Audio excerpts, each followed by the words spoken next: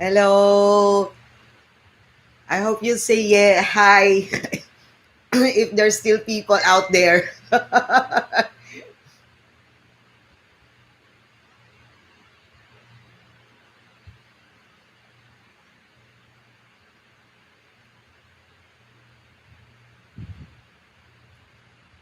Can you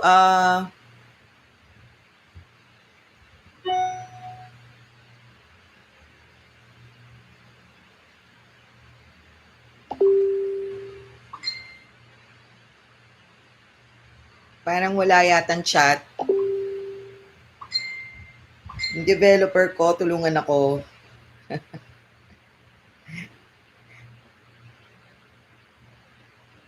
May nadidinig ba? Parang hindi live yung chat ko.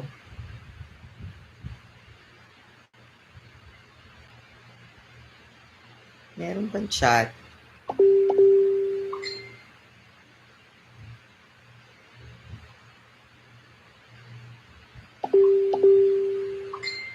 Wala akong nakikita. Ganda.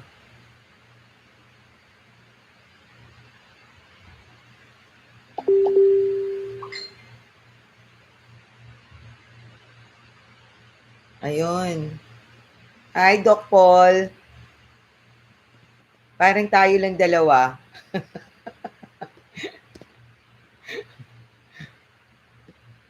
Hi, Doc. Hi, Dr. Laila. I hope you were able to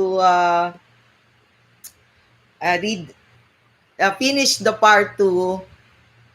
Hoy, hola, Jing, Jingay. Okay, hindi ko alam kung anong gagawin ko pa. Ano, mag-aantay pa ba tayo ng iba?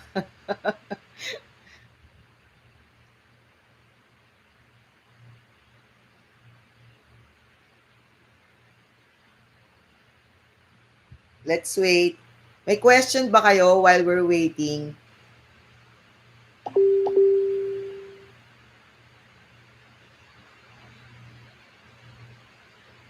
Kahit sa webinar late ang Pilipino.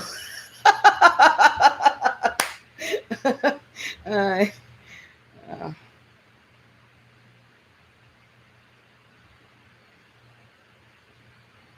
Hello, Gian! Ay! Oh, di ba? O yan. Manageable pa yung ano. Hi, Doc. Doc Zaida. Hello. Ayan. So, let's wait, Wait lang kayo. Ayan. So, while waiting, please do type na your questions para yung mga questions will be the first one I will answer if you do have one.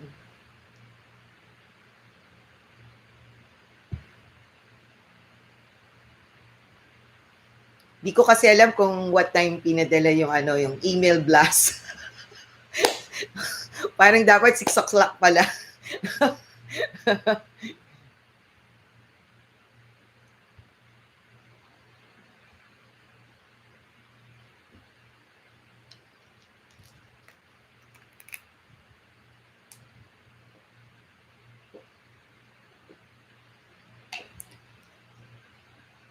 Thank you, Dr. Laila. Sweet naman. Thank you for the message. Nakakataba ng puso. Alam nyo, takot talaga akong mag-live dahil ng mga ganito kasi nga hindi ko alam how many will come eh. Yan, kaya lang na-convince ako. Okay, sige. I will discuss levels of PPE. Kasi, before anything else, I would like to say greetings muna to all who came in on time. Thank you so much. One, I wanted to really apologize for the glitch that happened on the first day. And then, actually, it became a blessing in disguise because we were able to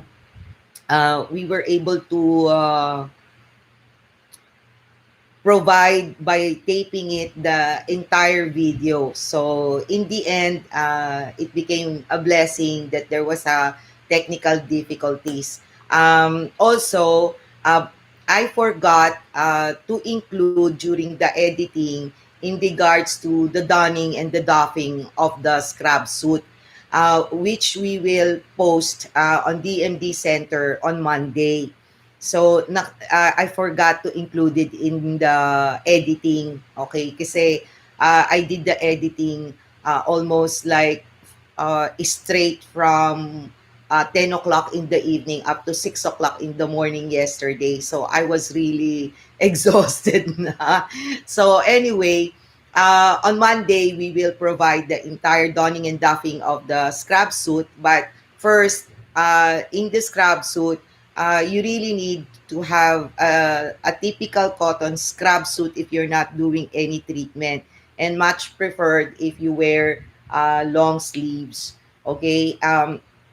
And then when you do the treatment, you have to get the long sleeves type na may parang garterized dito, okay, na stretchable na surgical suit, okay? So unfortunately, that's I think a little bit expensive now, but you really have to throw it away.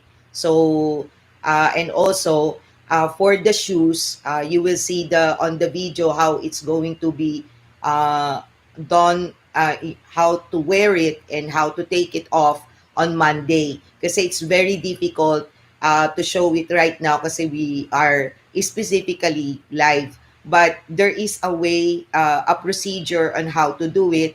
And also, when it comes to the shoes, you need to get the one yung parang Crocs, yung ganon, enclosed as much as possible and rubber sole. So, and you have to disinfect it.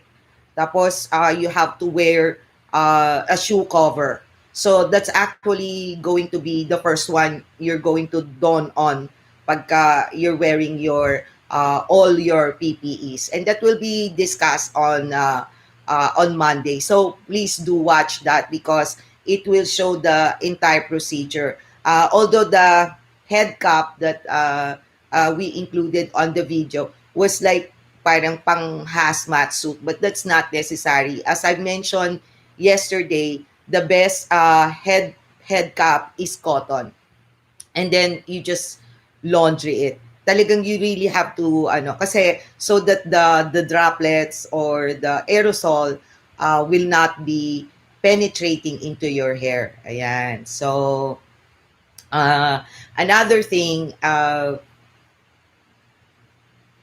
things that I forgot kasi parang I don't know if you were able to stay until the end. We will do have an Edelweiss training in restorative dentistry, and I will incorporate there how you're going to do it without much aerosol. Because the good thing about the Edelweiss veneers onlay, there's not much tooth reduction, only removing the actual removal of the cavity. So um, I mentioned there was a question yesterday about how to set up the operatory area. Now, I suggested to one of my friends kasi I saw her clinic, so I have an idea already on what I can tell her as an advice. First, if you can enclose the area of your where you do your treatment, try to remove anything in that area that is unnecessary. Like for example, if you can just have the dental chair and the things you're going to need for your treatment available para naka-enclose siya, so it won't be so difficult to maintain because you're going to clean everything, then disinfect everything, so it will really take so much time if the operatory area is open to a lot of aerosol and droplets. So if there's so many stuff there, it will be very difficult to really maintain. So if you can enclose that, like for example, if you can have, like the ring, parang pwede mong i-enclose ng ganon with the curtain, parang shower curtain. If you can enclose that, that is much better, so that the your assistant or you can just clean that area, so hindi siya uh, masyadong exposed to a lot of stuff. So that's one thing. And then the second thing is that, as I mentioned yesterday, you don't really need, unless you do not have an assistant, you don't really need, for me, that's my opinion, okay? I just want to clarify, because of course, there are different opinions in regards to this extraoral vacuum. Okay, for me, you don't need it. You really just need to upgrade your compressor on 2 horsepower. If you do not have a compressor of 2 horsepower, then get an external high vac system, because when you are trying to do infection control, you don't have to spend so much on a lot of things that will also require additional maintenance for you, including consumables. So it doesn't really make sense. When you try to invest on something, invest on things that you can also do your treatment, parang double purpose. Like for example, if you're going to upgrade your compressor, that compressor doesn't only function for improving your infection control, but it also improve the way you do your treatment. And so it will provide a good speed for your handpiece. Your handpiece will last longer. The rotor, kasi we keep on mentioning bearing. It is not bearing, it's the rotor, the entire machinery of the handpiece itself. So if you have a 2 horsepower compressor, and then your handpiece is getting in a clean water line, and then you have a high back pressure, that when you're doing the treatment, everything is functioning really well because it has the right power, and then you do the rubber dam, so that naka-enclose yung mouth ng patient nyo, and then you just place a salivary ejector, and then train your assistant to really catch the water that's coming from your handpiece, and of course the debris that's coming from the tooth itself, before it becomes an aerosol. So you prevent that, because with the extra oral, my only question there is, you cannot really control where this aerosol is going. You are just assuming that the extra oral evacuation system is able to capture everything. But based on studies, it doesn't. So, another thing, hopefully, the things that we will need in the clinic will not be regulated by any organization or government to tell us what system we need to use in our clinic, because each practice has its own characteristic and capability. So pagka you put a requirement to it, I think the only requirement that should be placed is the quality of the PPEs. Now, when it comes to the equipment, that should be placed on the decision of the dentist, because not all dentists have big practice or capable of buying all this stuff. So truly, it has we have to trust that dentists like us can truly decide on what is necessary in our clinic, on how we practice, what kind of practice we have, what kind of patient do we have, the capacity of the clinic to survive. Because in actuality, that's what's good thing about uh, COVID-19. As I mentioned yesterday, if there is something good about COVID-19, the good thing about it is that it forced us to be awakened in reality, that there are a lot of microorganisms, pathogens, and viruses in our clinic that we used to ignore, because we don't see them. So you just concentrate more on the treatment, rather than making sure that there's no other diseases or bad occurrences that will happen to you and to your patient as well as to your staff. So that is what COVID-19 brought to us, so that we will be awakened of the importance of really doing infection control.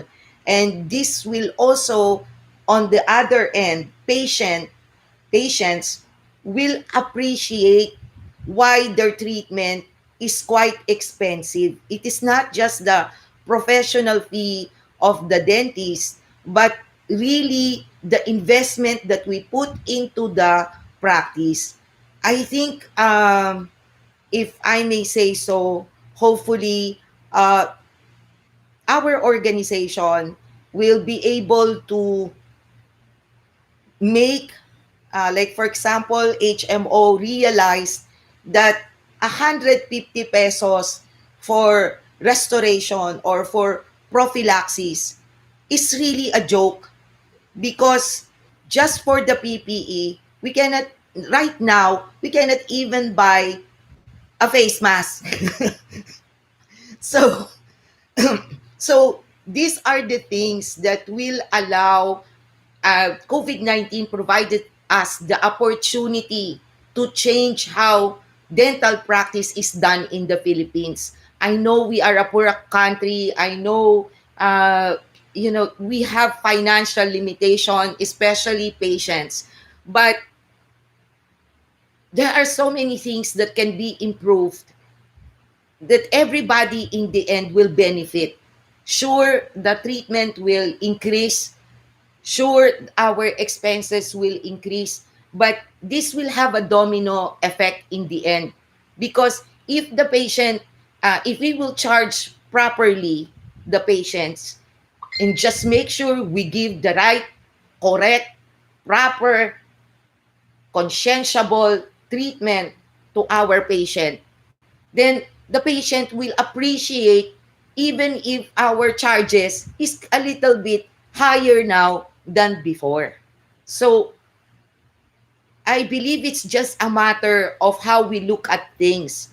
And so that is why, yeah, in the past two webinars, I've been explaining in so much detail rather than just concentrating on what products you are going to buy. Hello, Cristel. Thank you for joining. I hope there are dentists listening. So, anyway, uh, what I'm trying to say is that we have to appreciate, uh, the process. It is not, hello, Jack. It is not just deciding, do I need to buy this? Do I need to buy that? No. Think of the principle behind it. Why do you need to buy it? Why? So as I've said, if you will ask me, this is my personal opinion. Okay, this is my personal opinion. Okay, sorry if I will hit a lot of people. If you will ask me, I will buy a tissue dispenser. Okay, I will buy an electric hand pieces. It will have a separate water line. And then I will buy a very nice high vac. Or increase the pressure of my compressor. Make my compressor a dental compressor. Now, as I mentioned yesterday, if you cannot afford dental compressors because it's really very expensive, then, as I've said, modify it. And then after that, buy an Class S autoclave. Do the best PPEs that you have to protect yourself. And then the disinfectant solution proper to the that will really work to clean everything. Then have a small area specifically for infection control. There will be 2 trash cans, one for those that really dangerous bloodborne consumables, and the other one is for the ordinary trash. And then train your assistants, including yourself. Like for example, in my 2 webinars, if you skip it because you just want to see what is, what is the equipment or material you're going to buy, then it means you're not really interested in learning what is truly infection control. Now, I have to be very frank because that's what frustrates me in a lot of what I see in the social media. There is a tendency that we just concentrate on the issue of what to buy. Don't concentrate on that. Concentrate on why do you need to buy? Why? What is the importance of that material or equipment for you? What is that benefit for you? So, like for example, in the tissue dispenser, if you're, of course, it's expensive. I'm not gonna lie to you, it's not cheap. But what I'm trying to tell you is that you can control the speed of your hand pieces. See, your hand pieces will not have so much noise. Okay, and then the water that comes out of it is clean. So you don't have to even buy a dental compressor anymore because this is controlled by electricity. And then your compressor, if let's just say it's 1 horsepower, that will run the high vac in your dental chair. Isn't that more logical? I don't know. Please let me know if it sounds logical to you. Because for me, buying all this stuff, like for example, in HEPA filter, this is my opinion on this. Of course, of course, of course, of course, HEPA filter will help. I'm not saying it won't, but you have to buy the ones with ultra fine filtration, meaning 0.3 micron. So imagine if you're going to buy all this fancy stuff, HEPA filter that looks nice on the outside, but doesn't actually filter anything. It doesn't filter anything. It will just filter the ordinary microorganism. And as I mentioned, coronavirus or COVID-19 is between 60 to 90 microns. So how do you expect these HEPA filters that you are buying that looks nice but doesn't work?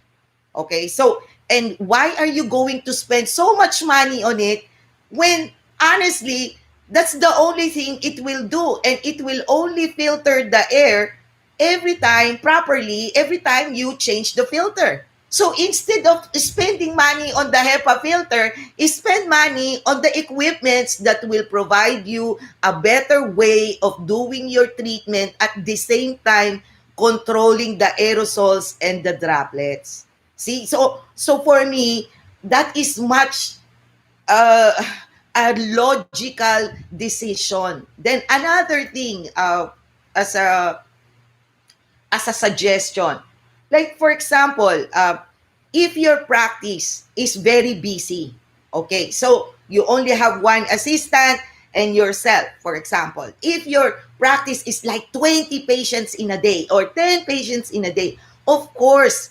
UVC is a good investment because you can, after cleaning, you can immediately disinfect the area for your next patient. Unfortunately, again, you cannot buy just any UVC.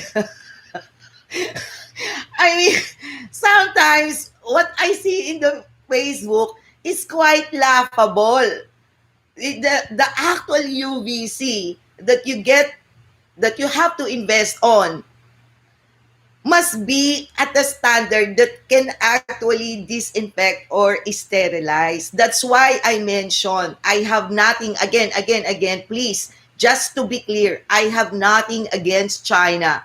But the problem is their manufacturing. If you don't know the reputation of the manufacturer, their tendency is that they manufacture substandard materials. Look at the face mask that they delivered in Netherlands, in Spain, in UK. All of this were returned back. Why? It doesn't work. It doesn't filter. So if you are just going to buy all these things just to make you feel, you know, like it's giving you a false sense of protection, that you think you are protected because you have all these gadgets that you buy only for example, 30,000 in by installment, or you got by free, or you got whatever. What's the point? That's not the point. The point is you buy because you need to use it, you know you have to maintain it, and it is really needed in your clinic. That's how you buy.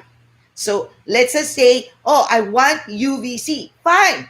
But get the UVC that actually is a UVC. Because nobody, if the, for example, somebody will tell you, oh, you buy this, it's only 25,000. 25,000. Okay, good, 25,000. The next question is, how many square meter this UVC can really sterilize? If your clinic is 60 square meter and the UVC you bought is that small and it can only reach the light in 20 square meters, what about the rest? So it means you have to buy 2 or 3. See? What kind of bulb does it have? What is the wavelength? You know, as I mentioned, if you watch facial value, I mean, it might sound, oh, it's just about beautification, vanity, blah, blah, blah. But if you will watch the video about LED, wherein it smoothens out the skin of your face, the LED there, the discussion about the light correlates in everything also that we do in clinic. Because we also have a light cure unit which also use LED. So it's the same thing. Almost all the principles in light has something to do with wavelength. And the reason I'm mentioning the LED on the face, because it has different colors and each color has its own function. It's the same as the UVC. See, we have UVA, UVB, UVC. Now, UVC, the manufacturers were able to use this idea to kill bacteria and germs, you know, viruses. But always remember, sterilization and disinfection, there has to be direct contact. If there's no direct contact, it is alive and kicking. If the surface has a biofilm, it's the same thing. It is alive and kicking because the biofilm is protecting the pathogenic bacteria and the viruses, which includes COVID-19. That is why we have to wash like so long and stuff like that, because if there is no direct contact, then you are wasting your time, effort, money in doing all these things. And that is why training your assistants as well as you need to do it properly. It is not like before that you just wipe it out, including instruments. You know, if you watch the entire video webinar yesterday, and I showed you how thermal washer is done, as you can see, the assistant even brush first the instruments. Why? Because of the organic and inorganic matter that is found on the instruments after you've used it in the treatment. See, if you really, if all dentists will really watch the entire webinar and not just parts of it, because you just want to find out what you need to buy, then the entire infection control, it becomes useless, because you just want to know how much you're going to spend. And that is not the best way to approach this situation. The best way to approach the situation is to really find out whether you are doing this not only because you are afraid, but because you are finally going to take the opportunity to improve your practice, to make your practice safe for your patient, for your staff, and especially for yourself. You know, this is the time for you to do that, and that should be the intention. And if that is your intention, everything that you buy from now on, you need to know how it is used and how it is maintained. Just don't focus on the cost, because the cost becomes worth it if you are able to use this instrument or equipment or solution properly and make it work at its optimum level for your practice. And that is really my opinion on it. For the longest time that I'm teaching and doing the lecture, majority of almost all dentists, and I understand, I really, really understand why price is a concern. But at the end of the day, everything that is valuable becomes worth the price if you are able to use it in its optimum benefit. Don't you think so? What do you think? Hello, is everyone still there, or I'm just I'm just talking to myself? Hello? Am I are there still people?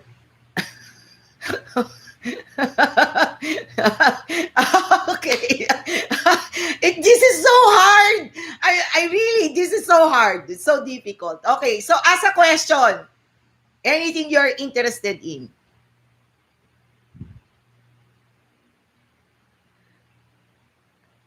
Ayan. Naku, thank you. Yan. Oh, yan. Please ask a question so that I don't, like a train, just move forward.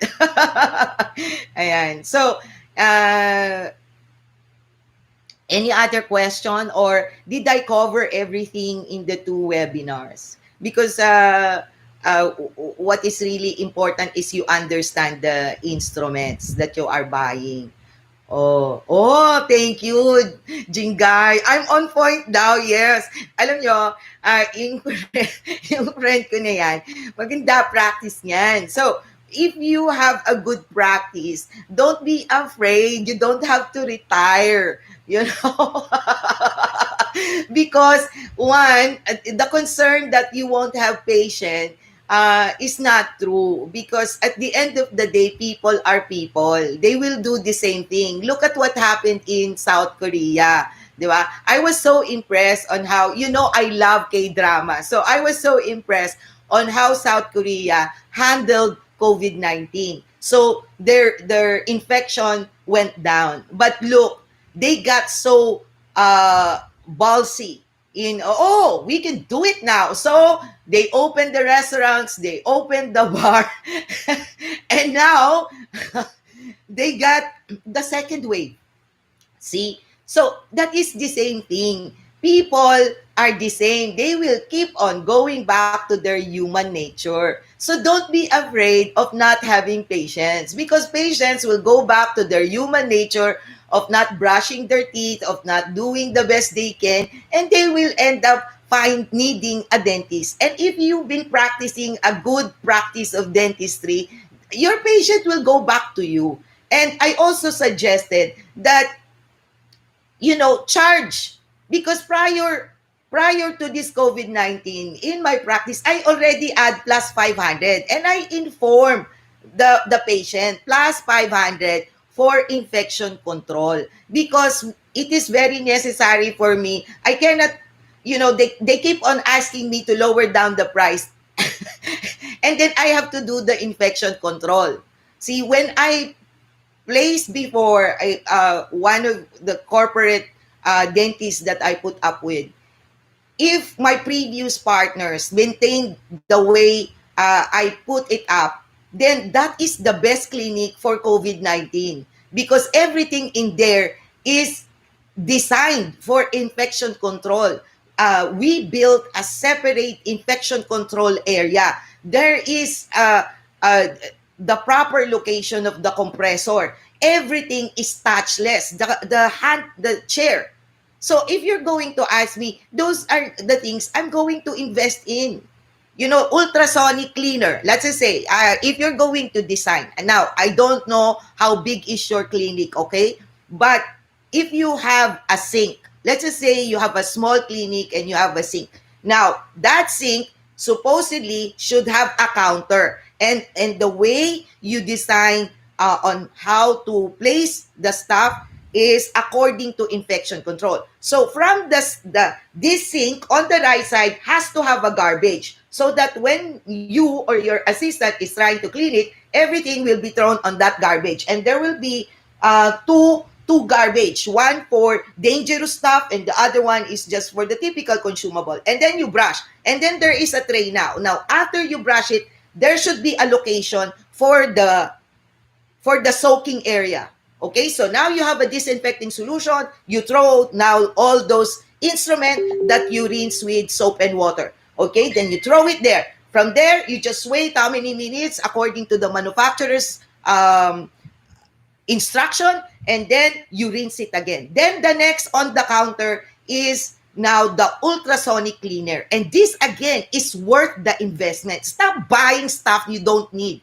So clear ultrasonic cleaner, put it there, let it run, and then after that rinse it again. And then on after your ultrasonic cleaner, that's where you dry these instruments, and now put it on a pouch. Put it on a pouch. Now your autoclave. See, you don't have to just the entire counter, design it that way. The autoclave. Now the autoclave, as I've said, my dear loving colleagues, those who are there to support me, yay! Thank you. Please, if you have the money, these are the things you invest on because it is really worth it. I mean, if you are serious in your practice, get Class S, okay? Autoclave, because we don't know what is the next mutation of this COVID-19. There is a recent news of a mutation in the United States because again, there is a state there who opened a gym, and then they saw this mutation that because if you will go back on the part 1 of my lecture, there is this question between relapse and reinfection. So if you watch the entire thing, you will understand what I'm talking about. So in the reinfection, they don't know if basically majority of the viruses, they don't have this reinfection because the antibodies, the neutralizing antibodies that is developed by our own body once the virus affected us. So our body now in 2 weeks time will develop an antibody to fight this virus. Okay, so now you have the antibody. Now, that is when the reinfection comes in. Normally, almost now, currently, no viruses. When when your body created its neutralizing antibody, you won't get reinfected. So that was the scary part. Because according to that, assuming they will have to investigate further, it seems the body cannot develop a neutralizing antibody for this new mutation. So imagine how scary that is. And we don't even know if later on this COVID-19 will end up mutating to something else. So that is why when you buy all this infection control stuff, make sure that this will work in whatever COVID-19 mutation will be later on. Okay? Now, of course, we cannot prepare everything else. Like my lecture, it took I'm such a perfectionist that I was so frustrated on my editing app, and then suddenly the site went down. All these things we cannot prepare. No matter what you do, I'm a control freak, but at the end of the day, there are things you cannot really control, and you have to really swallow and accept the fact that shit happens. So it's the same thing. You invest on a Class S because it is the middle ground. The corporate clinic that I built before, it was in Class B. That is the highest level. And what is that? Because of the displacement on how they do the vacuum. Okay? Now, with your Class N, it doesn't sterilize fully all the junction, the hollow. I even tape how this autoclave works, but it got so long, and I got scared that dentists will get bored on why I'm discussing this. Maybe I'm selling something. So I remove it. But the thing is, there is a hollow type classification of every instrument. So like for example, your handpiece, there is a hollow area there. And if you have class N, and the diameter of the hollow is beyond the specification of class N, it is not sterilized. And then imagine all this water going inside there. And the problem with the handpiece, if there's COVID there, you cannot clean it, because at the end of the day, that's electronics. So, promise, autoclave, the best investment ever, whatever it is. So get a class S. You have to throw away that N unless you sterilize it without pouches. It has to be open, so there will have a direct contract, because the process of a class N sterilizer, it uses gravity. So the steam, it goes down like that. You know, there's a heating element on the next partition to create a steam, and then it will open once the air is sucked out. But the pressure in which the steam is being introduced on the instrument doesn't happen. So not all the surfaces now. And then we tend to bunch up everything because we are trying to save money on the pouch. And then we put so many instruments. So it doesn't sterilize. And if you will open your instrument and place it on the class N, okay, it will be sterilized because it is open. Okay, you place it on a steel cassette, steel cassette container. Okay, the moment you open your autoclave, your entire environment is not sterilized. So once you open it, all the instrument that is sterilized, gone. Bye-bye. Now, if you put a pouch on it, fine. Go ahead, because we've been doing it for quite some time. But as I've said, the percent of level of sterilization of a class N when it is wrapped is not that high. So when you place it on the autoclave, you know the white part, that should be facing up. Okay, so, and then don't put so many pouches on it. And then please replace the water, the distilled water. You know, I am sorry to say, I have seen good people, good dentists, who cut corners this way because in their head, nobody sees it. You know, and nobody knows. That's why my infection control lecture is about expose, because I'm trying to expose all of our frailties and limitation as a human being. And this will kill us. And this is why COVID-19 is winning, because it is playing in our fear, in our being human, in being afraid, and in not doing the right thing. So, class S, after that, so sink, disinfecting solution area, ultrasonic cleaner, autoclave, and then now your storage. And the storage, if I may suggest, have a UV light, because this will allow the instruments to maintain its sterility, and it will also help to sterilize your cotton, your things that you cannot autoclave. So when it comes to cost, as I mentioned on the last part, that somehow was kind of like not edited properly. We will really spend money. That's the reality, because supposedly these things you should have been doing prior to COVID-19. But because infection control are one of the things we always sacrifice in relation to the actual financial return of our treatments, then now we have to invest on it because our lives depends on it. and the lives of the people we love. Because yesterday I was talking to a good friend of mine, and her main concern is because her parents are already old, and she might be bringing this, because that is the problem with COVID-19. People are asymptomatic and yet they are contagious. So imagine if you are trying to save, let's just say 180 pesos for throwing out something, because there are also a lot of dentists before who reuses the tips that are found in certain restorative solution. Imagine how frustrating for that on me every time I see it.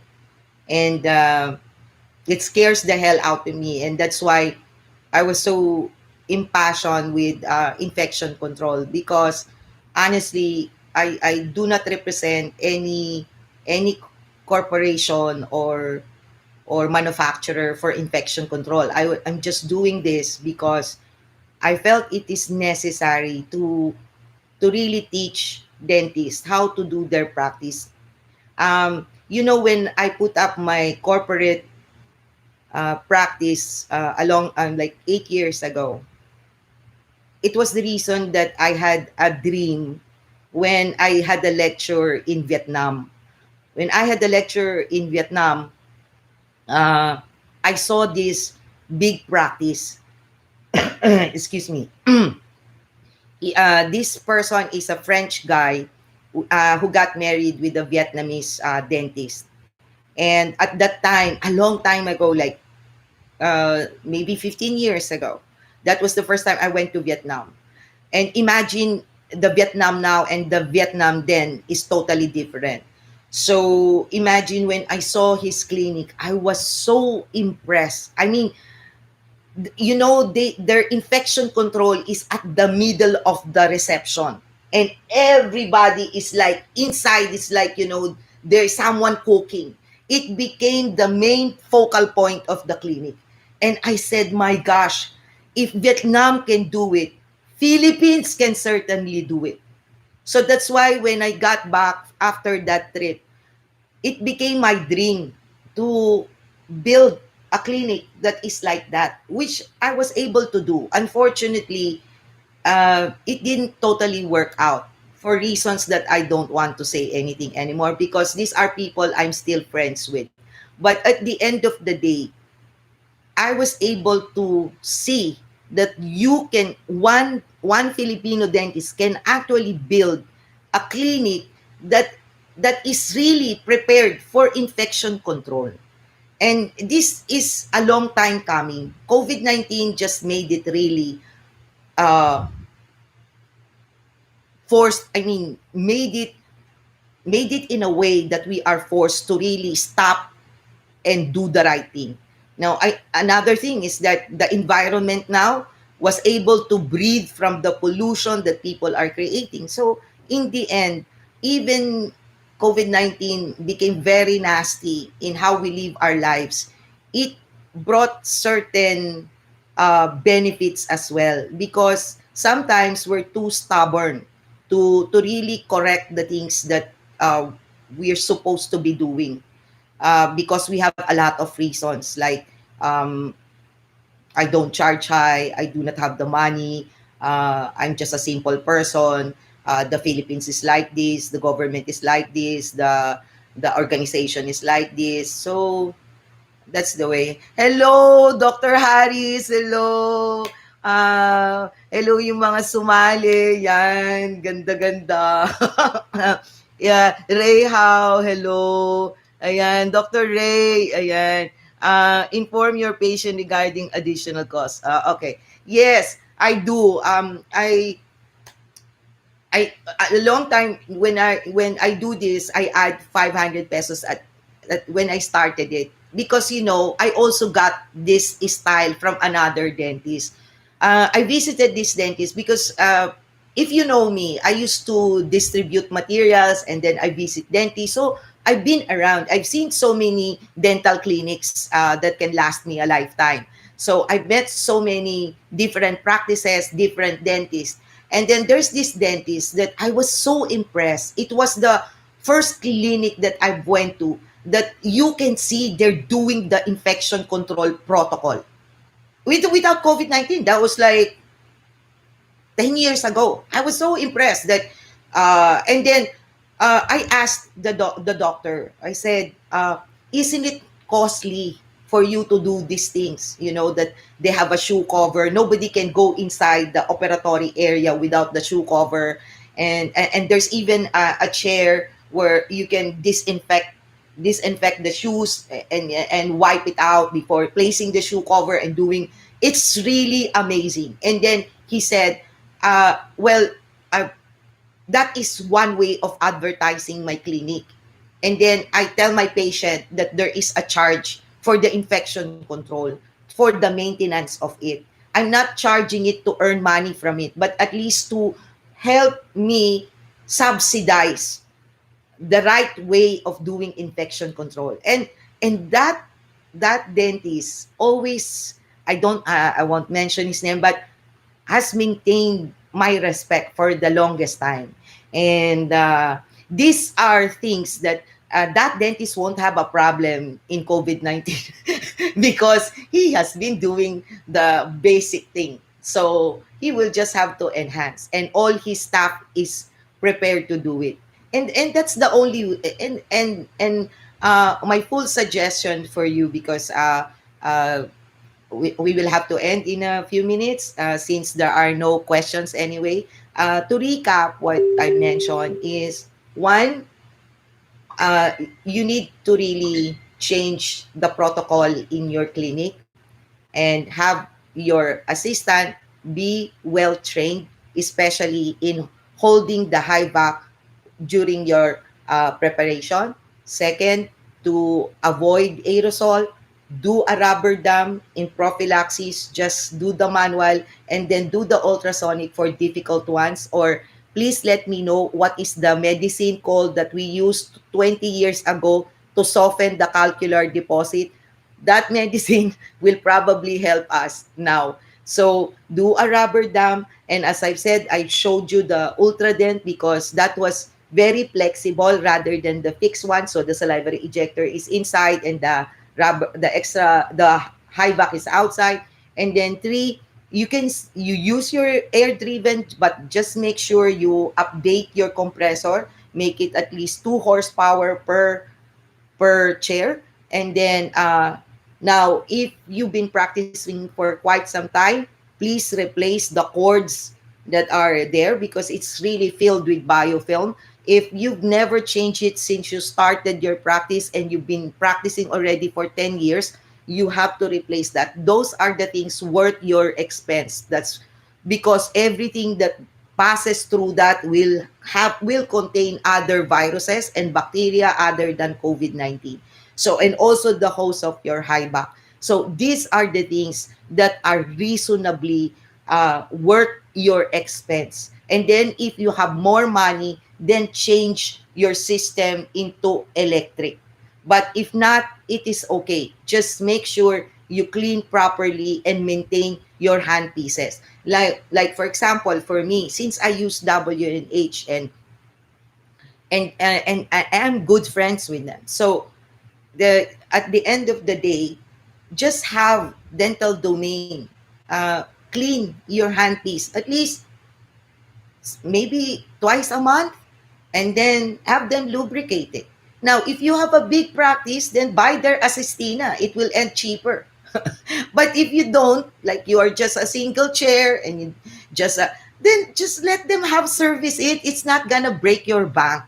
And then fifth is, as I said, cotton head cap, your face mask, and as I mentioned, I will try. Actually, I received my Edelweiss face mask, but I have not opened it yet. I'm quite excited because this one is supposedly has nothing to do with filtration. But imagine upon contact of the bacteria or the pathogen, it supposedly dies. So that is an exciting part for me. And plus, it covers supposedly up to the neck. Maybe I should call because every packages that arrives in my home right now, it stays outside for 24 hours. So that's why I can attach yet the package that was sent to me by Edelweiss. Edelweiss, thank you so much for one sample. I actually ordered 15 of them because I wanted my mom and the people around us to have it, because I'm so scared that my mom will have it because she's 85 years old. So just have the face mask, and then the eye protective wear with the siding, with the sides, and then the face shield, and then of course the scrub suit plus the surgical scrub with like this, the like, you don't have to tape it, but it has to be enclosed. And then I do suggest you do a double glove, especially if it's really an aerosol thing. And then when you don it, and as I mentioned, I will show it on Monday because it wasn't included in the editing. I totally forgot it. So just place it over the your and make sure you use the nitrile gloves on the outside. Blossom has a very good gloves, but the most popular gloves are their cheapest kind, and the one that gives you the stroller. uh, but for me, I used to buy Royco gloves. It's my favorite. It's very expensive, but my gosh, the permeability and porosity of Royco gloves that was in Dent first. Before it was distributed by another distributor, and I have to wait every convention because they put it on sale because nobody buys it. Nobody buys it. So I think I'm the only one. So a long time ago. So that distributor closed down, and the entire line of Colteen was is now being distributed by Denver. So that gloves is fantastic. Now, Dental Domain also had the gloves with Unisepta or Unident. Okay, it is also nice because it's thinner. I mean the thickness, but I still prefer the Royco gloves. That's the best gloves. I mean, I don't need to do double gloves there because and it's not hot. It's just expensive because when I started using that Royco gloves, it was like, again, around 8 to 10 years ago. And at that time, one box is already being sold at 1.5. And then when they go on sale, I buy it at 500. Then I buy in bulk. Now I don't know if Royco is still producing that gloves, but that's the best gloves ever that I've tested. Now, the other one is the Blossom one, uh, because I tried it in Malaysia. So I actually bought some of them. And then after that, gloves, and then shoe cover. And then, of course, as I mentioned, in your disinfecting solution, you need to have wipes, hand sanitizer, alcohol. These are the consumables that you're going to pay much higher in terms of investment, because you will have to change in between patients. So in the treatment, in between patient, and then for the next treatment. And that is times 2 or times 3 depending on the number of people who will be involved in the treatment. So since can we do a double surgical mask tight fitted instead of N95? Okay. Now, in order to answer the mask, that's why I went into detail about the mask. You have to ask what is the filtration of the mask, the PFE. If we're talking about COVID-19, so it's a virus, so it is PFE. It should be greater or equal to 98% in infiltration, and that is normally supposedly indicated on the instruction of the face mask. So depending on the manufacturer, that is my question. Now, you cannot cover so many stuff with like double face mask. Cannot do that because it will affect now the breathability. See, that's why I went in details in face mask, the BFE, the PFE, breathability, delta pressure, and flammability, because all of these things that we are trying to compromise will get affected. let's just say, for example, the N95, as I mentioned in my webinar part 2, there was a place they cover it with cotton. Now, the problem there is breathability now. See, you are protecting the N95, but the way you can breathe might get affected. So that is why I spent so much time in describing the science behind it, so that you will understand every time you decide, can I do this, can I do that, you just go back to the science behind it. And when you go back to that, you don't even need me. You can actually answer that question. So, what's that? Uh, So for the double thing surgical mask, um, in logic, when it comes to PFE, since there is a PFE, surgical mask has a high PFE. It is 98%. But the thing is the delta, the fluid resistance of the surgical mask. Once it gets wet, now probably if you will decide, okay, it gets wet and then there's another surgical mask, depending on how this one gets wet on the second layer, probably it will work. But the thing is, uh, you are also getting this wet on the side, the one that you, when you're talking. So before, when I used to buy Ease Breed of Sultan, I place a tissue on my mouth and then I put the face mask so that when I spit my saliva on it, the face mask doesn't get wet. Now, with your face shield, it will already protect you. Now, the only problem with the surgical mask now is the on the side.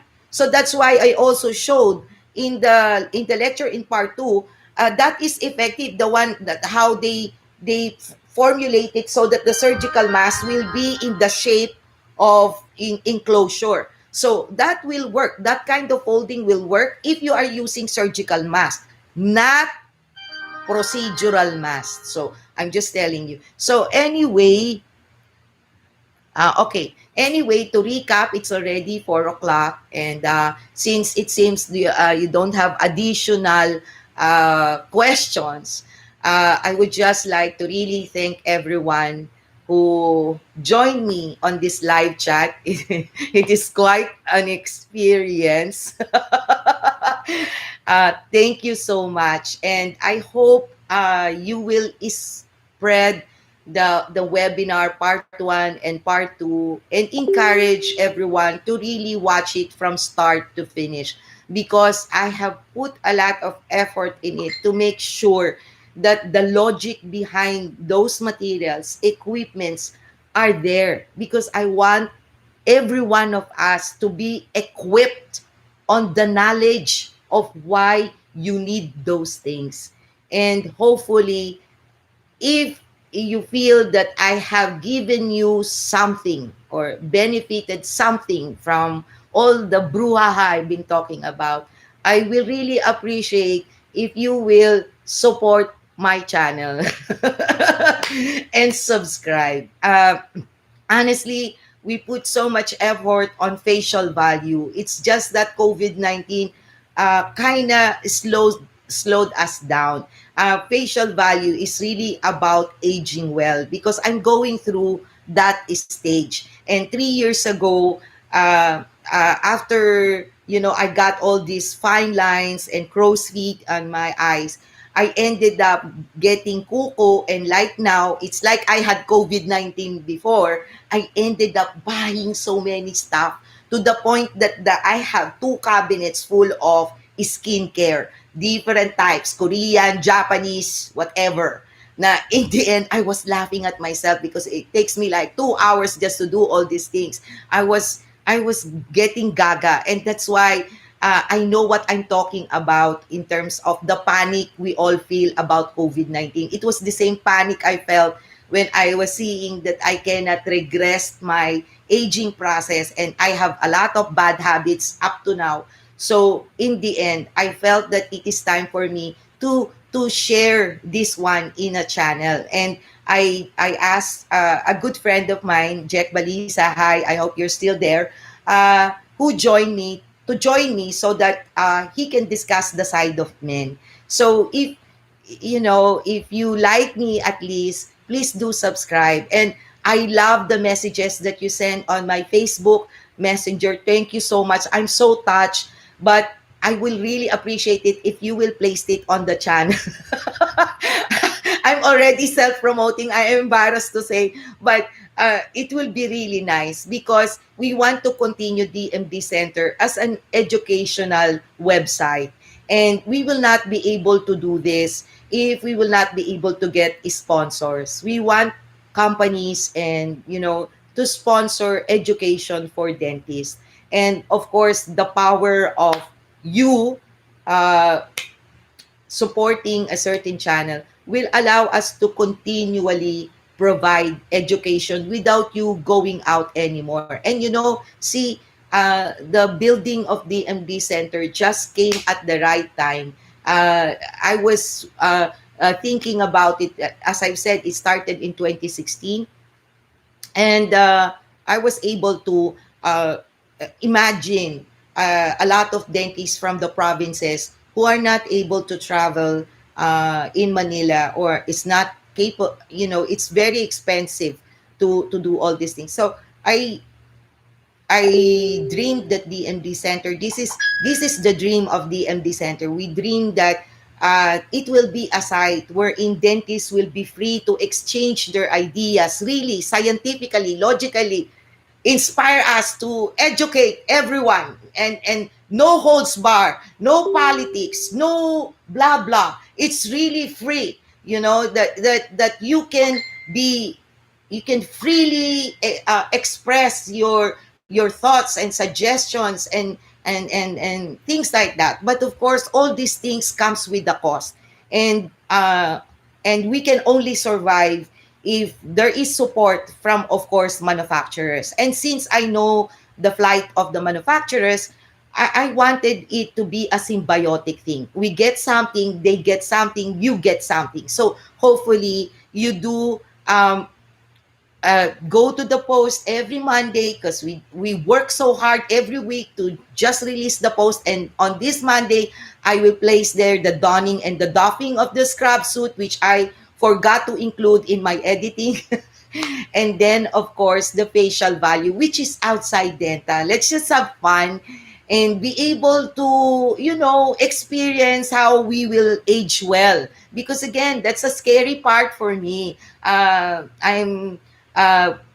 as you grow old, there are a lot of things that uh, you are scared about, like gray hair, all these things. So if you again support us, we will be able to provide information and review products that before you buy, we can already tell you whether it works or doesn't. But this will not happen without the support of everyone, because the YouTube has a specific requirement. Everybody thought it's easy to join YouTube. No, it's not. It's not just for the money for us, but we wanted to be recognized so that we can all do this review stuff. Because it seems a lot of YouTubers are just doing this for the money. But for me, it's not. It is really trying to share how we can age well, because majority of my friends are dealing with those. So, but we need 1,000 subscribers and 4,000 watch hours. So I will really appreciate if you will watch it, because we work so hard in every video that you see. As you can see, we have all the equipment. I'm right now in my bedroom. I'm doing the best I can to provide you information, not just for entertainment. We are having a difficult time of fighting between entertainment and actual information, because it seems Filipinos love nonsense stuff. They love they love gossip, they love whatever. So it's very hard, and I truly need your support. And if you can give that, thank you so much. And so please do wait to see the Edelweiss. Okay, thank you so much. Bye bye. Thank you.